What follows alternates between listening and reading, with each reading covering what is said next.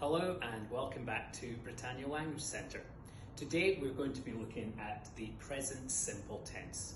The present simple tense is used when we are talking about something that is happening right now, or we are talking about an action that is done on a regular basis, also known as a habit.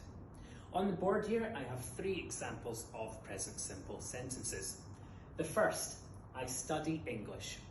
The second, she lives in Kuala Lumpur. And lastly, they drink coffee.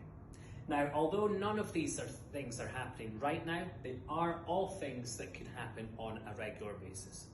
Also notice with these sentences, between the subject and the verb, we have no additional words, and at the end of the verb, we have no ed or ing.